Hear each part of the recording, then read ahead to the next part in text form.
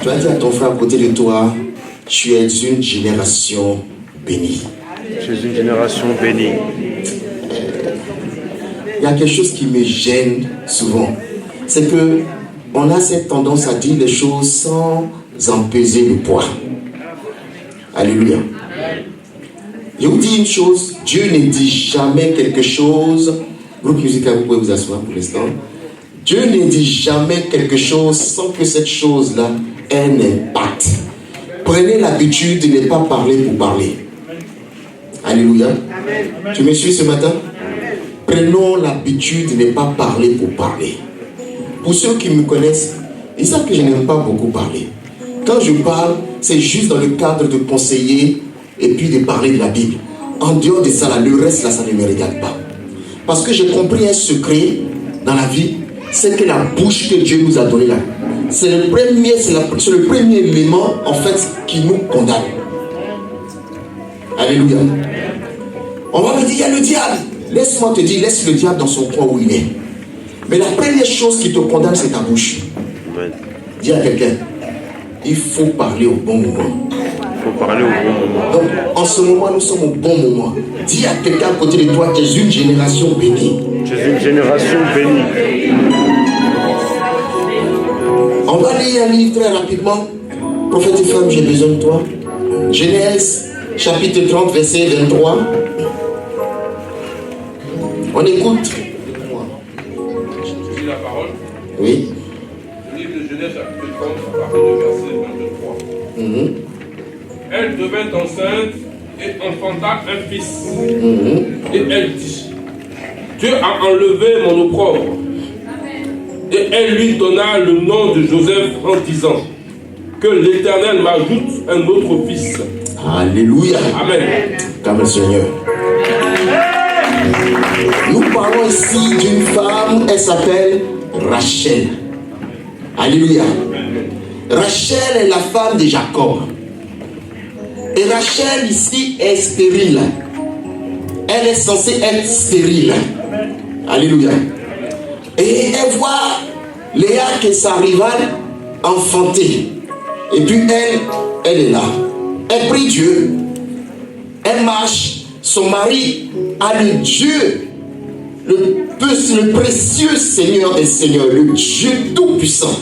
Celui qui dit ces choses et puis les choses arrivent. Et qui dit que lui dans sa maison il n'y a point de stérile. Alléluia. Amen. Mais la Bible dit que Rachel là, elle est stérile. Amen, amen. Alors, le temps passe, Rachel dans la prière, Rachel va finir par obtenir gain de cause auprès du Seigneur. Et Rachel va tomber enceinte. Et quand elle tombe enceinte, la Bible dit qu'elle va enfanter. Et ce jour-là, elle va avoir un enfant, un fils. Et ce fils-là, elle va l'appeler Joseph. Amen. Dis avec moi Joseph. Alléluia. Aujourd'hui, ce n'est pas l'histoire de Joseph, je vais vous raconter. Alléluia. Et la Bible dit, elle dit que ce Joseph-là, cela veut dire Dieu, tu peux prendre. On est venu avec moi ici. Je sais que tu as mal aux pieds, mais viens un peu avec moi. J'aime bien quand tu es à côté de moi. Voilà. Ce pied est guéri au nom de Jésus. Amen. Par la foi, ce pied-là, avant la fin de la semaine, il y a une amélioration considérable au nom de Jésus. Amen. Il dit quoi? Elle lui donna le nom de Joseph. Et qu'est-ce qu'elle dit derrière? Et elle lui donna le nom de Joseph, oui, en disant que l'Éternel m'ajoute un autre fils. Que l'Éternel m'ajoute un autre fils. Écoutez, elle a eu Joseph, mais là, en ce moment bien précis, ce qu'elle va faire, elle va manifester la foi. Amen. Alléluia. Je crois que vous n'avez pas compris. Amen. Elle était stérile. On lui a donné un enfant. Elle qui était stérile, au lieu de se contenter de ce seul enfant, le jour de la naissance de cet enfant, elle va balancer une parole prophétique. Amen. Rachel dit, Joseph, signification de Joseph, veut dire que Dieu me donnera un autre enfant. Amen. Il ajoutera encore à ma généalogie un autre enfant. Amen.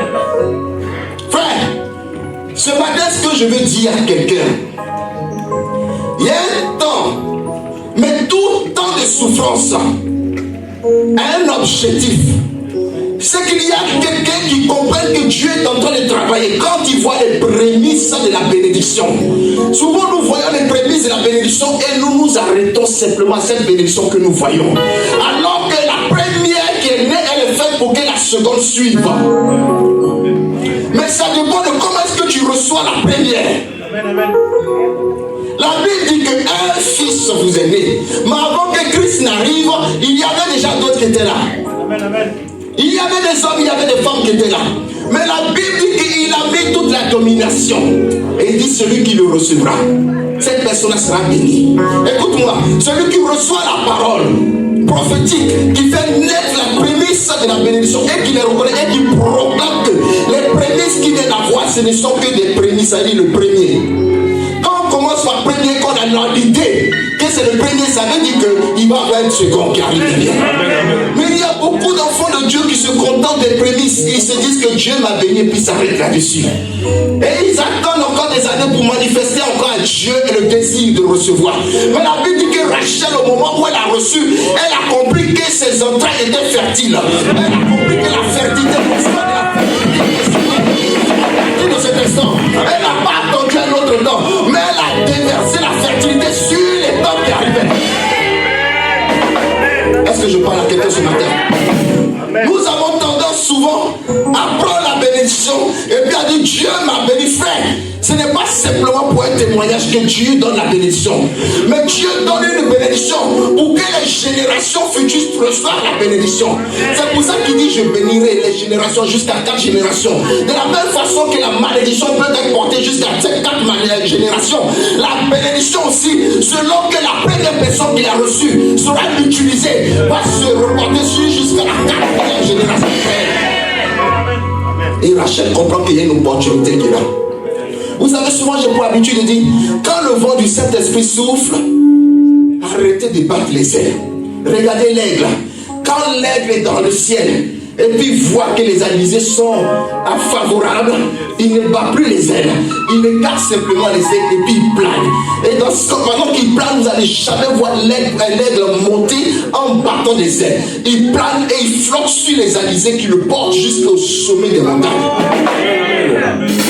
Est-ce que je parle à quelqu'un? Arrêtez de vous fatiguer. La sœur a dit tout à l'heure, l'obéissance vaut mieux que ses sacrifices. Elle dit c'est parce qu'elle a obéi, elle s'est rendue compte que en fait c'est Dieu qui est à la base de tout ce qui est en train de se passer. Dieu lui a dit qu'il faut faire. Mais le premier jour où elle a reçu la révélation par sa sœur, que voilà tu vas recevoir, elle a douté. Elle n'a pas profité de la semence, de la fertilité que Dieu a déposé dans sa vie. Mais elle a douté, elle a bloqué, le temps a bloqué aussi. Écoute-moi, l'autre sœur vient dire que elle a reçu une parole de Dieu. Et Dieu lui dit que la relation dans laquelle tu te trouves n'est pas une très bonne relation. Sors de là, mais ne t'inquiète pas. La première chose qui vient dans son esprit, c'est premièrement, comme en tant qu'être humain, c'est dire mais j'ai des enfants. Si je parle, comment je vais faire? Mais l'Éternel lui dit rassure-toi, je suis avec toi. Elle prend la décision, alors qu'elle payait les écoles de ses enfants chers. Dieu lui dit sors, moi je pourvoirai. Il y a une option pour une bénédiction qui se met en place. Écoute-moi, c'est comme quelqu'un comprend une graine qu'on promet dans une terre fertile. Et puis après tu viens encore, tu mets de l'engrais dessus. D'après vous, qu'est-ce qui va se passer? Essayez. Prenez une terre fertile, mettez, plantez quelque chose dedans. Et puis allez chercher un engrais, rajoutez dessus. La semence que vous avez mise va mourir. Quand Dieu donne, tu n'as pas besoin d'ajouter quoi que ce soit dans ce que Dieu te donne. Amen.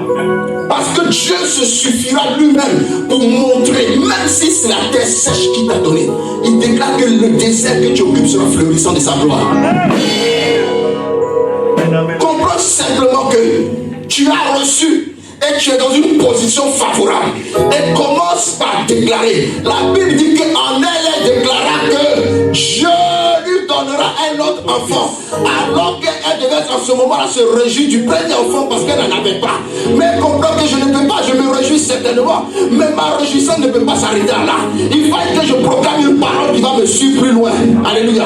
On va aller plus loin. Genèse 35.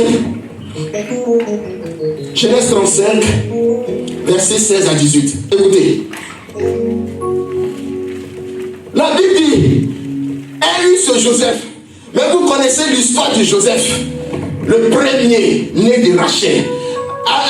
Jacob a eu en tout 12 enfants. Dis avec moi, il a eu 12. Il a eu 12. 12. Oh non, vous ne répétez pas. Il en a eu 12. Et les 12 des autres tribus d'Israël. Mais écoutez très bien dedans. Rachel, parmi les 12, elle en a eu 2. Les 10 autres là sont liés à quoi? Qui veut me répondre?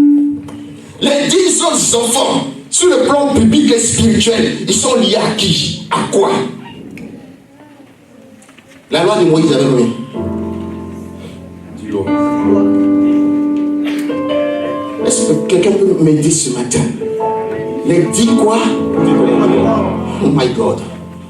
Les 10 autres qui sont nés, il était la référence de la loi. Amen. Et les 2 autres qui vont naître sont la référence de la grâce. Dieu fait grâce à Léa. Il va à Rachel, il sort de la loi qui était établie. Et il demande que ce n'est pas la loi qui fait, ce ne sont pas les forces humaines, ce n'est pas ton intelligence, mais c'est la grâce qui apporte le surnaturel, la surabondance, la qualification. C'est la grâce qui va t'aider. C'est pour ça que Joseph, même vendu, Joseph devient pour les autres une grâce particulière donnée de Dieu, même à l'Égypte, qui était pourtant, je veux dire, ennemi d'Israël. Amen. Est-ce que je parle à quelqu'un? On dit quoi? Genèse 35, 35. verset 16 au verset 18. On écoute la parole. Ils partirent de Bethel, Oui. et il y avait une certaine distance jusqu'à Ephrata, lorsque Rachel accoucha. Oui. Elle eut un accouchement pénible. Ou pénible. Et pendant les douleurs de l'enfantement, Oh. la sage-femme lui dit, ne crains point, Ne crains point, car tu as encore un fils. car tu as encore un fils. Et comme elle allait rendre l'âme, Comme elle allait rendre l'âme, car elle était mourante, elle était mourante. elle lui donna le nom de Ben-Oni. Ben-Oni. Dis avec moi, Elle l'appela Ben-Oni. Ben-Shammai. On peut s'asseoir dans la présence.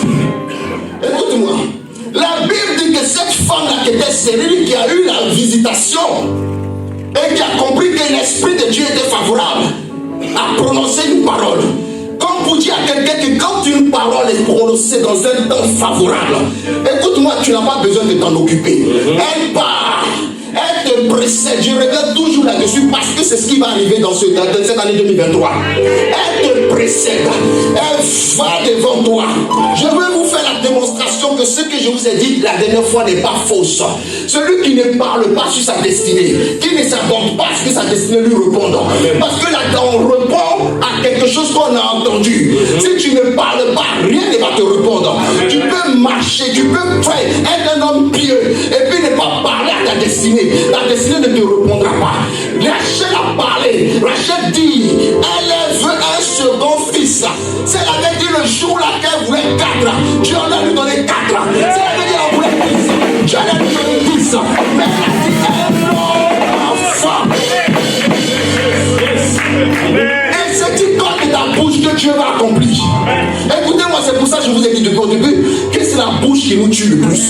Nous prononçons des paroles, mais nous ne voyons pas la portée des paroles que nous prononçons. Alors que Dieu a mis sur ta langue la vie et la mort. Le pouvoir, écoute-moi, la vie et la mort, c'est la puissance absolue. C'est la puissance surnaturelle de Dieu qui a la capacité, qui a le don, qui a la possibilité d'arracher la vie et de donner la vie à qui que ce soit. Dieu dit, il a posé ça sur ta langue. C'est que ta bouche aura déclaré. La Bible dit qu'il y a un ange qui s'est saisi de tout ce qui sort de notre bouche et qui a obligation d'emmener ça à l'accomplissement. Alors Rachel comprend qu'à côté d'elle là, il y a l'ange de l'accomplissement, l'ange de l'exaucement. Rachel dit, j'ai enfanté, je suis dans la joie, mais je saisis ma joie et je proclame que je dois avoir un autre enfant.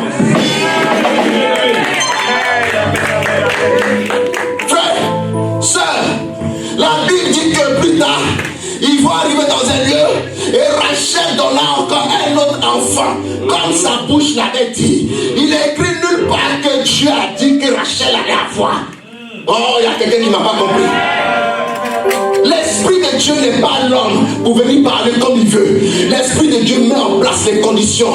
Il met en place une atmosphère. Et celui qui a le discernement comprend que c'est le temps pour Dieu. Et il parle dans l'atmosphère de Dieu. Il parle dans la dimension de Dieu. Il parle dans cette atmosphère prophétique que Dieu a mis autour de lui. Et cette atmosphère saisit la parole par la foi. Elle la transporte jusqu'à l'emmener à l'accomplissement. On dit qu'il va avoir ce second fils, mais dans la douleur. Dans la douleur. À tel point que la sage-femme vient pour lui dire, ne crains pas. Mais écoutez, c'est comme si Rachel ne se préoccupait pas de sa vie. Elle ne craignait pas pour sa vie, mais elle craignait pour la parole qu'elle a prononcée qui doit être enfantée. Oh, il y a quelqu'un qui ne comprend pas. Dieu ne se soucie pas de lui, mais il a dit un enfant vous est né. Tout ce que Dieu se soucie, c'est que sa parole soit enfantée. Écoute-moi, quand ta bouche s'ouvre et que tu parles, l'onction prophétique qui est autour de toi, la dimension divine qui est autour de toi, les anges qui sont autour de toi, ne se soucient pas de ta personne. Elle se soucie que tu as mis Dieu en action. Tu as provoqué Dieu. Tu as mis Dieu comme ça à l'épreuve. Elle se soucie que la parole là soit enfantée pour que le nom de l'Éternel soit glorifié. Et Rachel est là, elle va mourir. Mais son inquiétude, écoutez-moi, la sage-femme aurait pu lui dire non, tu ne vas pas mourir. Mais elle dit non, ne t'inquiète pas. C'est un fils que tu as mis au monde. C'est-à-dire le souci de Rachel, c'est la parole. Ton souci doit être la parole de Dieu prononcée sur ta vie. Pas autre chose. Ta vie ne compte plus. Celui qui a mis, on dit celui qui a planté un arbre avant de mourir, n'a pas vécu inutile. Rachel sait qu'elle a planté la parole de Dieu. Donc le reste, ça ne l'intéresse plus. Elle a compris la volonté de Dieu. Elle a mis la parole de Dieu en action. Elle a vu la main de Dieu. Et le reste, ça c'est la joie, c'est la gloire pour elle. Le fait que la parole de Dieu a été enfantée et que la parole de Dieu a continué la mission divine sur cette terre. Écoute-moi, la Bible dit qu'elle avait cet enfant-là. Elle appelle Ben-Olid, l'enfant de ma douleur. Mais laisse-moi te dire, depuis que l'église existe, depuis que les enfants naissent, généralement ce sont les mères qui apportent la parole et donnent le nom à l'enfant. Mais écoutez-moi, parce qu'il y a une génération nouvelle qui est en train de se faire. Une génération bénie de Dieu. Dis à quelqu'un à côté de moi, qu'il y a une génération bénie de Dieu. Il y a quelque chose qui va changer. La Bible dit que le Père dit quoi? Mais le Père l'appela Benjamin. Le Père l'appela Benjamin. Le Père change le nom de la femme de quel moment a donné, qui dit que c'est ma douleur. Et il dit non. Même dans la mort, pour moi la douleur est un gain. Ce n'est plus la douleur, mais j'appelle Benjamin, le fils de ma force, le fils de ma droite, le fils de ma vigueur, le fils de ma richesse, le fils de ma visitation. Je vais l'appeler Benjamin. Et ceci Benjamin inscrit. Frère, sœur, j'ai dit votre souffrance doit faire naître un Benjamin. La génération suivante, Benjamin est le dernier, la génération suivante. Les prophètes sont passés, mais Dieu annonce qu'il y a la génération Benjamin qui arrive. Jésus naît et Jésus fait l'œuvre du Père. Écoutez-moi, Benjamin est celui qui amène la bénédiction, celui qui attire la prospérité. Écoutez-moi, Joseph, le prémisse, rejeté des autres, balancé. Laissez-moi vous dire, le premier naît souvent à un moment quand les autres naissent, on l'oublie. Vous croyez que c'est faux? Le premier, là, quand les autres viennent, on l'oublie. Jésus a été oublié. À tel point qu'on dit que son aspect même ne l'attirait plus quelqu'un. Ils ont oublié l'aspect. Mais écoutez, On dit Benjamin qui était en Égypte. La sécheresse est arrivée. La famine est arrivée. Plutôt, Joseph est en Égypte. La famine est arrivée. Ils ont jeté leur frère. Je ne vais pas arriver là-dessus. Et vous avez trop pitié des choses comme ça. Moi, je ne regarde pas parce qu'on l'a mis en prison, bien on l'a jeté, bien. Non. Écoutez-moi. On l'a mis quelque part. Parce qu'il y a la main de Dieu qui devait intervenir en faveur de Benjamin. Ils rentrent en Égypte. Quand ses frères viennent le voir, ils viennent le voir, mais ils ont laissé Benjamin, la génération qui va suivre, à la maison. Ils finissent de le voir. Il les reçoit, il dit, mais vous n'avez pas un frère? Votre dernier, il est où? Il est à la maison. Allez le chercher. Ils avaient faim. Ils avaient besoin de prendre la nourriture pour aller à la maison pour donner à papa. Écoutez-moi. Le père a changé la donne. S'il avait gardé Benonite, il continuerait toujours à demeurer dans la souffrance. Mais Dieu révèle au Père. Je vous dis, Dieu n'est pas obligé de te parler. L'atmosphère doit te parler. L'onction doit te parler. La présence de l'Esprit dans ta vie doit te parler. C'est pas toujours on entend la voix de Dieu. Mais il y a quelquefois Dieu te fait ressentir que l'heure est importante. L'heure dans laquelle tu te trouves là est très sérieuse. Prends-toi au sérieux. Et puis commence à identifier. Commence à localiser le temps. Écoute-moi, celui qui est rempli de l'Esprit est capable de localiser le temps même des générations après. Et c'est pour cela qu'à ce moment-là, Jacob changea le nom de Benonite en Benjamin. Parce qu'il sait que ce qui arrive demain là sera dangereux. Et il va lui falloir un Benjamin. Écoute-moi, quand Benjamin arrive, ce jour-là, le frère, le premier, le né, il est content de recevoir, comme Jésus, le premier-né de toute la création. Quand nous venons à lui, la Bible déclare que dans le ciel, c'est la joie. Alors quand Benjamin arrive et que Joseph voit Benjamin, Joseph est dans la joie, il manifeste la gloire de Dieu, l'amour de Dieu. Et puis il dit, donnez-leur à manger, donnez-leur tous à manger, amenez-leur le pain, et donnez le pain à ces hommes-là, donnez-leur le pain. Le pain est le symbole du corps de Christ. Il dit, donnez-leur le pain. Est-ce que je parle à quelqu'un? La Bible dit, ils ont donné le pain, et après il dévoile à son visage. Et il comprit que c'était leur frère qu'ils avaient rejeté. Mais le frère savait une chose, que lui, il restera en Égypte. Mais il fallait que Benjamin continue l'œuvre de l'action divine dans la vie d'Israël.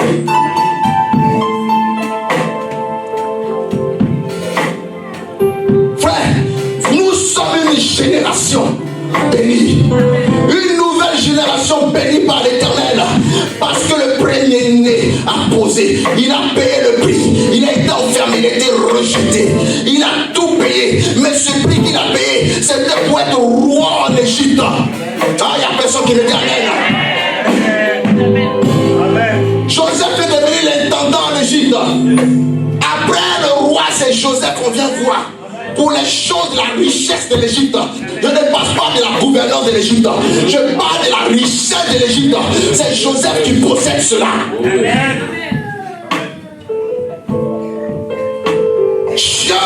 Jésus a payé le prix en Égypte.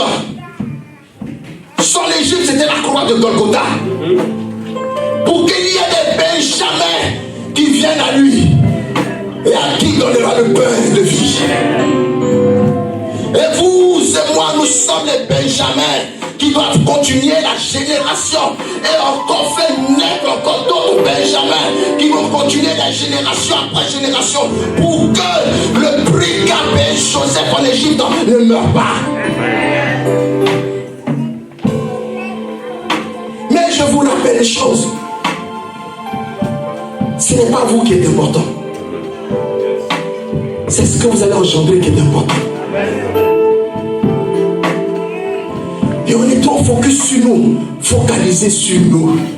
Non, je suis devenu milliardaire. Frère, gloire soit rendue à Dieu. Mais si Dieu t'a rendu milliardaire, ce n'est pas forcément pour toi. C'est ce que tes milliards vont produire pour les générations après qui est important pour Dieu. Un père ne se réjouit pas de vivre, il te dit de réussir. Mais c'est quand les enfants continue, ça marche. Que le Père dit j'ai réussi. Ce n'est pas parce que les enfants sont riches, mais quand ils voient les enfants ont une éthique, une façon de marcher, ils sont respectés, ils sont respectables, ils marchent dignement dans la présence du Seigneur. Le Père peut déclarer qu'il a réussi. Jésus n'a pas donné l'argent à quelqu'un sur la terre. Dites-moi ici, qui vous avez vu dans la Bible où Jésus a donné l'argent à quelqu'un? Ou bien vous allez me prendre où il a pris? Non, il a payé, il a dit. Il n'a pas donné l'argent à quelqu'un. Mais Jésus dit, je suis fier. À la croix de Golgotha, il dit non, papa, il faut les pardonner. Il faut les pardonner parce que je suis fier. Pourquoi? Parce que je sais que je viens d'engendrer des Benjamins. Ils vont continuer l'œuvre du Père pour sauver encore des nations et des nations. Écoutez-moi, c'est cette pensée de Jésus qui va bénir les apôtres. Les apôtres ne sont pas non pas été bénis. Jésus n'est pas descendu sur les bénis, mais ils ont reçu une parole prophétique. Et cela va les bénir. Je dis à quelqu'un ce matin, tu es un Benjamin. Tu es une Benjamine. Il y a quelque chose qui va sortir de ta bouche qui va bénir ta génération après toi. Veille sur ta langue et veille sur ton comportement. Veille sur tes pensées. Frère, on est trop humain. On est trop humain. Spirituel, on ne peut même pas toucher ça. On est trop humain. Et on emmène notre humanité dans le devant de Jésus. On prend les choses de Dieu et on veut les mélanger dans notre humanité. Et les choses sont au ralenti. Pourquoi? Parce qu'on ne donne pas la première place à Joseph. Il doit être vendu. Ce qui t'arrive là, c'est le problème de Dieu. Il a été vendu, il était mal. Mais écoute, ton mal qui est là en ce moment de ta souffrance qui est là. Ben, Joseph s'est trouvé en Égypte. Malgré le malheur, il a laissé l'esprit prendre le contrôle de sa vie. Et l'esprit lui a révélé que ton malheur est ton bonheur. Et ton bonheur. Jusqu'à même en Égypte, il aurait pu coucher avec la femme du roi. Mais l'esprit lui dit non. Ton malheur est ton bonheur. Tu es le premier-né de la grâce. Les lois, les 10 commandements sont là. Mais toi, tu es le premier-né de la grâce. Amen. Est-ce que je parle à quelqu'un? Jésus avait la grâce. Oh my God. L'image, Joseph, c'est l'image de Christ. Jésus est celui qui apporte la grâce. Et la grâce apporte le pain de vie. Là où les gens devaient mourir dans le désert, la grâce s'est présentée. Alléluia.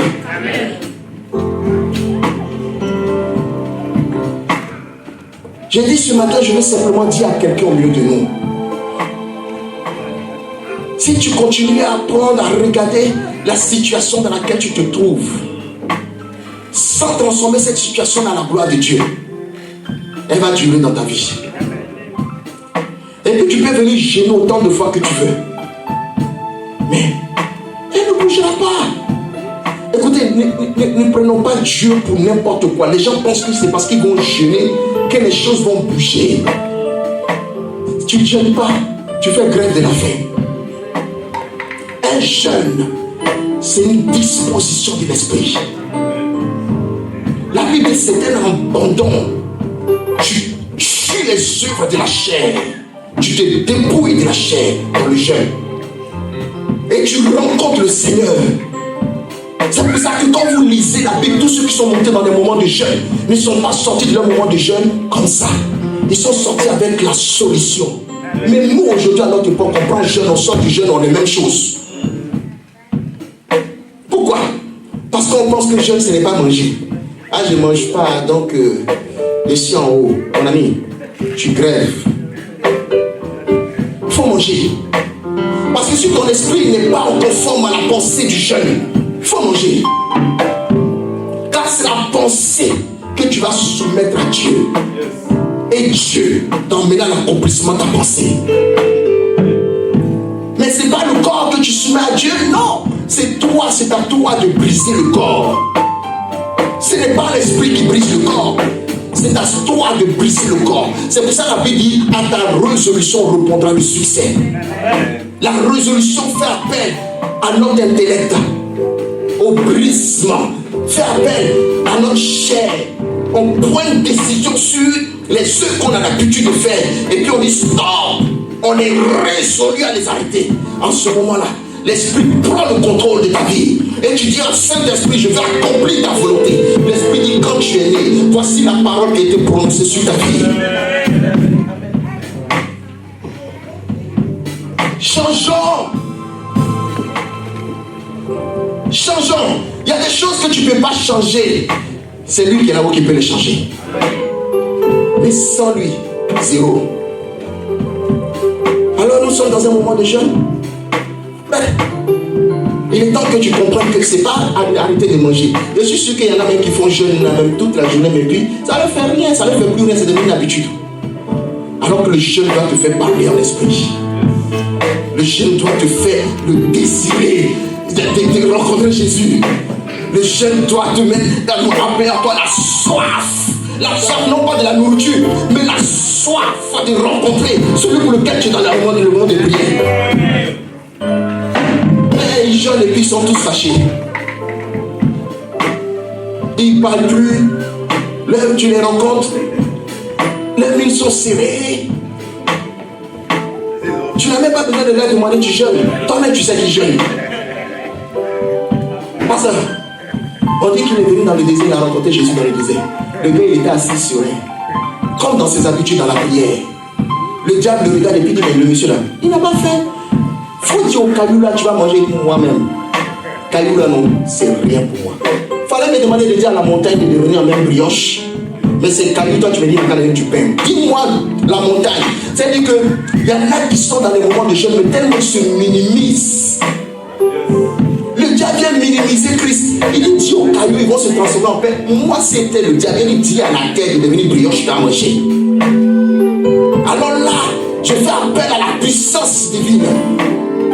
Mais les petits trucs que toi tu peux avoir si tu travailles, les petits trucs que tu peux avoir si tu te calmes, les petits trucs que tu peux avoir si tu règles ta vie là, c'est ça que tu attribues à Jésus. Écoute-moi. Jacob a vu que demain là, il allait avoir une grosse difficulté sur Israël. Et il dit, il faut qu'il y ait un Benjamin qui va tirer la grâce. Et Rachel dit, je suis heureuse parce que tu m'as donné le prémisse. Marie déclare, si tu as eu grâce à tes yeux, oh non, Jésus,